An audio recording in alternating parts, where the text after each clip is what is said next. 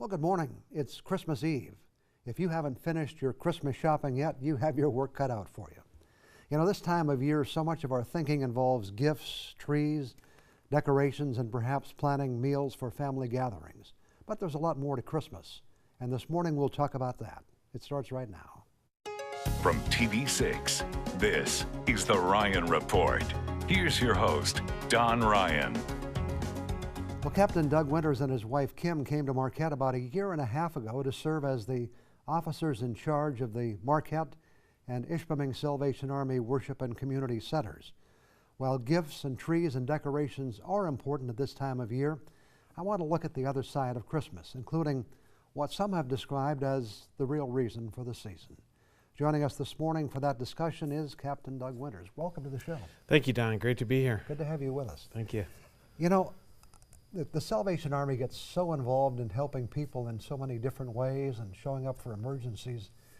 I think sometimes people may forget that it's basically a church as well. Yeah, actually, we started as a church. We are a church today. The whole reason we do what we do is because of our church function. We're believing Christians.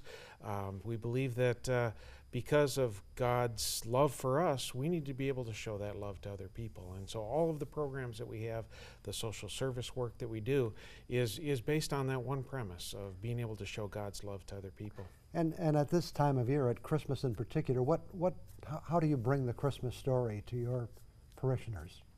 Yeah, the Christmas is a gift. We look at that as God's gift to us. And so to be able to translate that into something tangible for the people around us, if it's presents or if it's food or if it's a warm place to be, if it's a listening ear, all of those things are ways that we can give gifts to the people around us. And so it's driven on that premise. I think a lot of theologians agree that the fact that Jesus was born in a manger has particular meaning as well. Yeah, God specifically chose to reach out to the disadvantaged people. It was an unknown girl in the outskirts of the Roman Empire that became Jesus' mother. And so that whole story started with very disadvantaged people. And we feel our mission as our church is to reach out to the people who need it the most. You know, if people want to read more about that story, for those who aren't that familiar, I think the Gospels of probably Matthew and Luke would be. Matthew and Luke are the best places. I always start with the Gospel of Luke first, chapters 1 and 2. Talks about the whole series of events leading up into the birth. And then if you want to get into the story of the Magi, the wise men, that's over in Matthew. Yeah, I have to tell you a story. As raising our kids, one of the most cherished memories I have is just pulling out our nativity set and read on Christmas Eve every year, reading through the Christmas story, and the kids would act out the Christmas story with the characters of the nativity set that we have. And fantastic story, great tradition.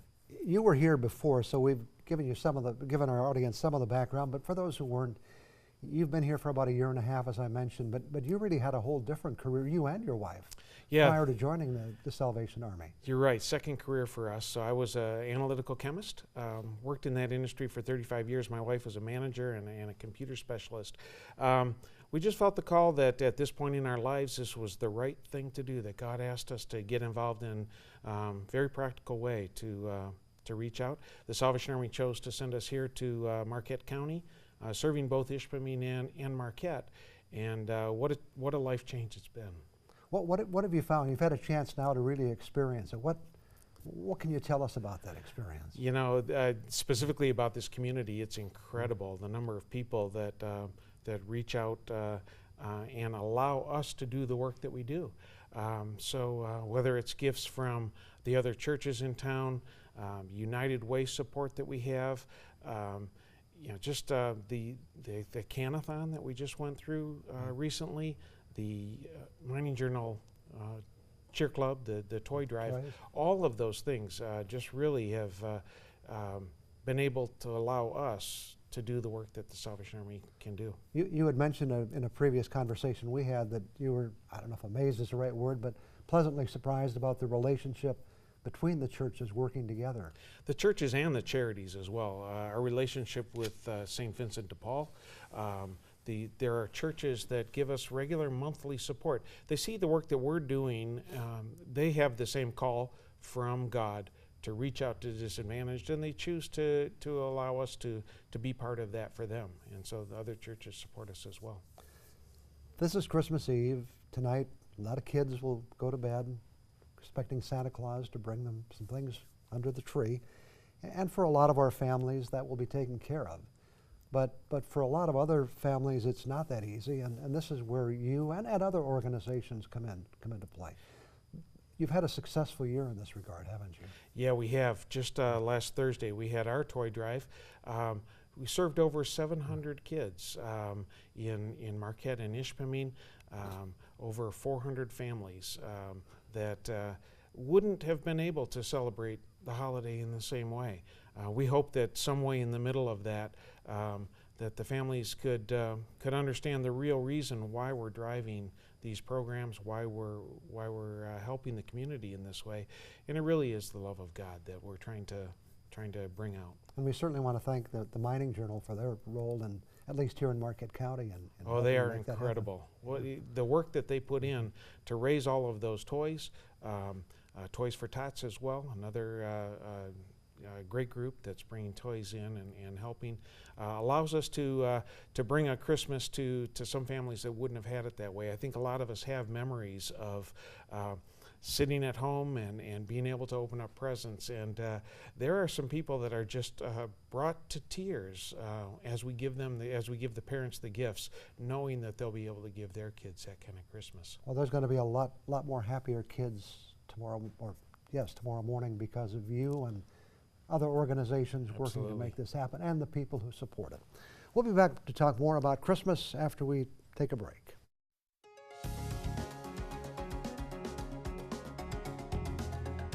Our guest this morning is Captain Doug Winters with the Salvation Army in Ishpeming and Marquette. Let's talk about, we think things are going well in this country, and they are, I believe, but that doesn't mean there isn't still a great need to help people. Isn't that true? There's a lot of people that are living right on the edge of being homeless. There are people that are homeless that need help, and so a whole spectrum of people that don't have what a lot of us have. And so yeah, there are issues. And you have some programs going to help those people. Tell us about some of the things you're doing. Yeah, specifically there's one program called Pathway of Hope. It's individualized counseling with a family that might be close to the edge of becoming homeless, helping them understand how to budget, helping them understand getting involved in the community, getting their kids involved in programs. So it's a very specific program for families with kids at home, and we want to prevent them from falling down below or into the cracks of homelessness. What about those who are homeless in the winter in Marquette? This is not the place to be in the winter in Marquette. I found that out over the last 2 years. We've got some great programs in town, Room at the Inn. I don't know what we would do without a program like that. It meets the need at the point of crisis.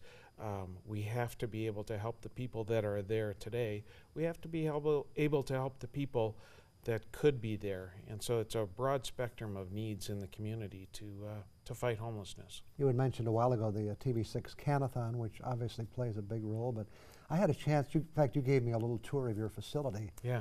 And the pantry looks pretty good right now, but it's got to be full all year, doesn't it? The need goes all year long. There are other drives. There's the Postal Service drive that happens midsummer, but donations that happen year-round keep that pantry full for us and the other pantries in the community. The need continues. I don't think the pantry is strong enough or robust enough to feed a family completely, but what we can do is step in on certain months where they're having trouble making ends meet, or just a regular monthly help to get them through the month. Those are the kinds of things that we can do with our pantry. Keep people, again, if they can spend a little bit less on food, maybe they have a little bit more money for utilities, or they have more money for their rent, and so it's helping that homeless issue by providing food security. You do so much work during the year, your organization and others, but fundraising is critically important to you, isn't it? Yeah, the season that we just went through and just completed, our Red Kettle effort, looks like, I don't have the final numbers yet, it looks like we're very close to being on budget for our fundraising for Marquette County. That helps our programs year-round. So the money that we're raising, it's a special time of year for us out ringing the bells, but that money that we raise then really carries us through the rest of the year and allows us to drive these programs for the next 12 months. And most of that money winds up helping people directly, doesn't it? Yeah, the Salvation Army tries to be very frugal with how we spend the money. We try and make sure that a majority of the money, vast majority of the money, goes directly into programs. We carry that as a badge of honor, that we are good stewards of the money that's been given to us. And it's not too late, is it? If people still want to feel that Christmas It's spirit. never too late, Don. Year-round donations, even now to just designate a donation towards our Red Kettle effort over the next couple of weeks. That's great, but keeping the programs running year-round really helps this community. Kind of a constant effort. Yeah. I'm always impressed, and we didn't have a chance to talk about it, but the Salvation Army is also there. You have a canteen, I believe, that can help in certain emergencies. We do. In fact, we were just out last week. There was a house fire in Ishpeming, and so within an hour of getting the call, we were able to be on site. The firemen, a lot of the groups here are volunteer fire departments.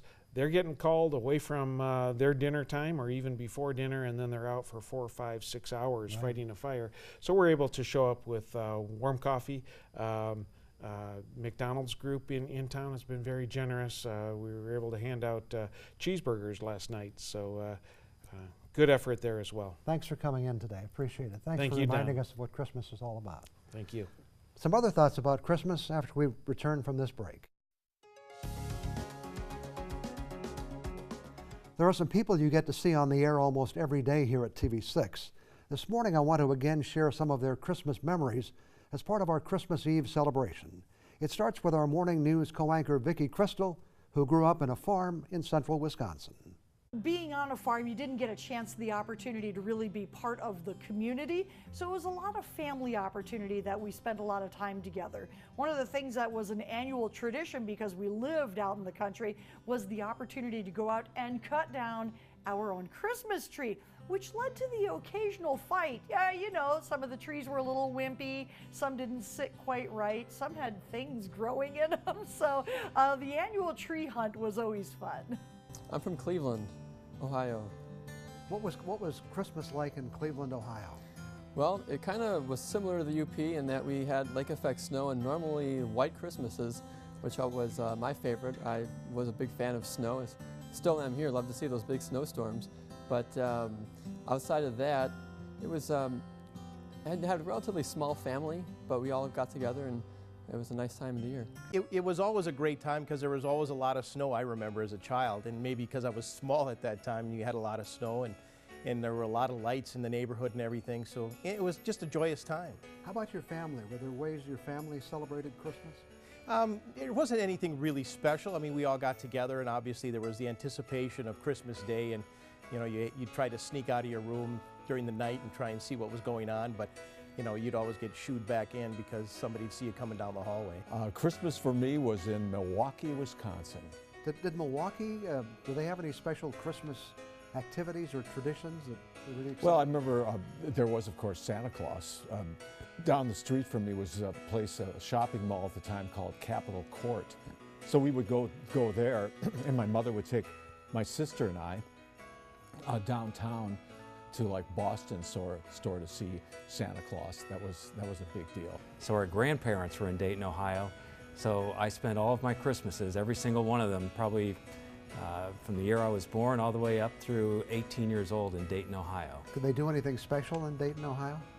Well, it was a big family gathering. You know, all the trick kids. There were 6 of us, so we had 8 people in our family, and we would all pile into the station wagon And I don't think it had seat belts back then. It was just all of us piled in. I'm not sure how we all fit. And we went to Dayton, Ohio, and there was always a big gathering. My dad had 11 people in his family. He had 8 brothers and sisters, and my mom had a rather large family too. So we were all with aunts and uncles and grandparents, and there was always a big Christmas meal in the basement of the house, and just had a good time reconnecting with friends and family. My mom was raised with a Christmas tree and a menorah, and she kind of passed that on to us.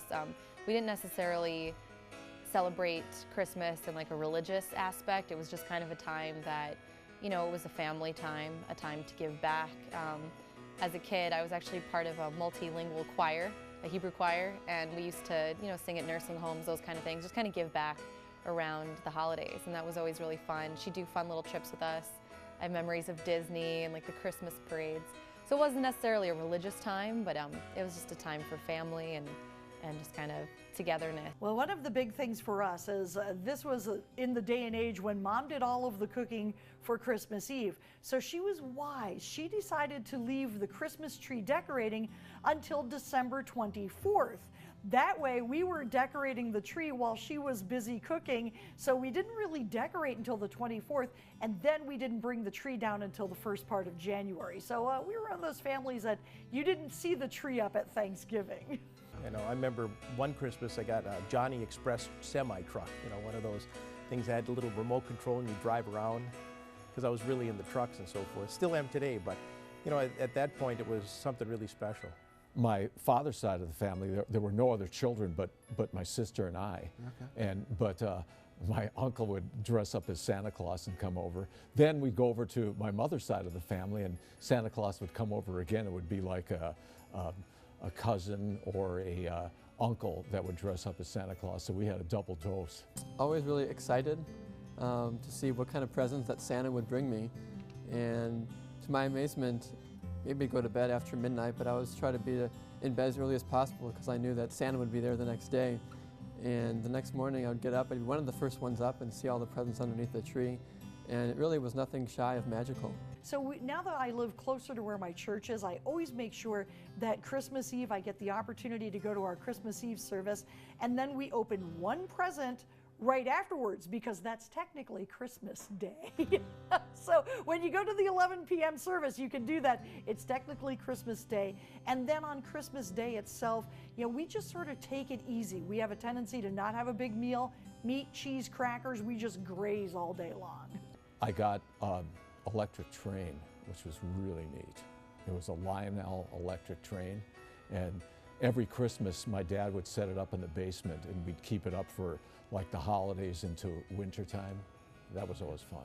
When you're in this business, you know, you always have to have work surround the holiday, but my family always made it work, you know, even though I had to work Christmas Day from here and there, but you know, we always had a great time. You know, in those early days, you were able to videotape the Christmas, so you had those memories. Being in Upper Michigan the past few holiday seasons, I've never really felt such a sense of community around the holidays like I have here.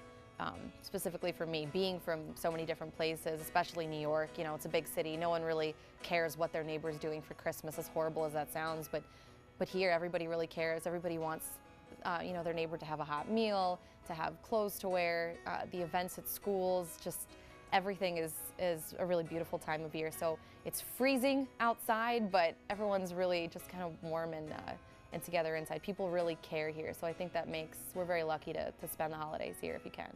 I hope you enjoyed those Christmas memories. We'll have some other Christmas thoughts for you when we return.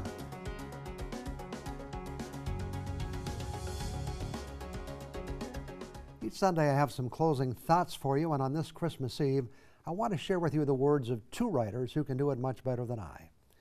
In 1897, an 8-year-old girl named Virginia O'Hanlon wrote a letter to the editor of the New York Sun newspaper, and the response, written by veteran newsman Francis Pharcellus Church, has become history's most reprinted newspaper editorial.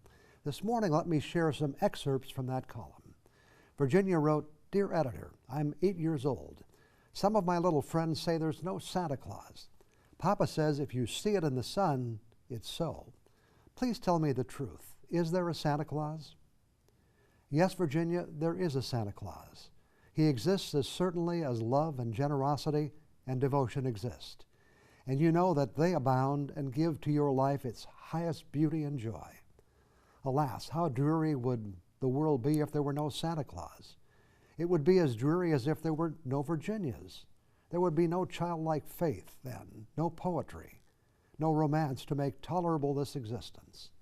The real things in the world are those that neither children nor men can see. Did you ever see fairies dancing on the lawn? Of course not. But that's no proof that they are not there. Nobody can conceive or imagine all the wonders there are, unseen and unseeable in the world. No Santa Claus, thank God he lives, and he lives forever. 1,000 years from now, Virginia, nay, 10 times 10,000 years from now, he will continue to make glad the heart of childhood. The second thought I want to share with you was written by Matthew, and it's something that very much relates to this season and to the conversation we had earlier in the program with Captain Winters. As we realize how fortunate most of us are, it's also worth remembering there are others who have much less to celebrate during this season. In his gospel, Matthew wrote, "Then the king will say to those on his right, 'Come, you who are blessed by my Father, take your inheritance, the kingdom prepared for you since the creation of the world. For I was hungry, and you gave me something to eat. I was thirsty, and you gave me something to drink. I was a stranger, and you invited me in. I needed clothes, and you clothed me. I was sick, and you looked after me. I was in prison, and you came to visit me.' Then the righteous will answer him, 'Lord, when did we see you hungry and feed you, or thirsty and give you something to drink? When did we see you a stranger and invite you in, or needing clothes and clothe you? When did we see you sick or in prison and go to visit you?' The king will reply, 'Truly I tell you, whatever you did for one of the least of these brothers and sisters of mine, you did for me.'" I'll be back in a minute. Time to wrap it up for another week. We do have time to remind you that our show is available on the internet at uppermichigansource.com. Also want to let you know that next week we'll be talking about some of the interesting news stories from the past year. Hope you can be here. And let me take this moment to offer you my very best wishes for this Christmas. I hope Santa Claus put some fun things in your stocking tonight, and that you and your family have a wonderful holiday season. I'll be here next Sunday morning. Hope to see you then.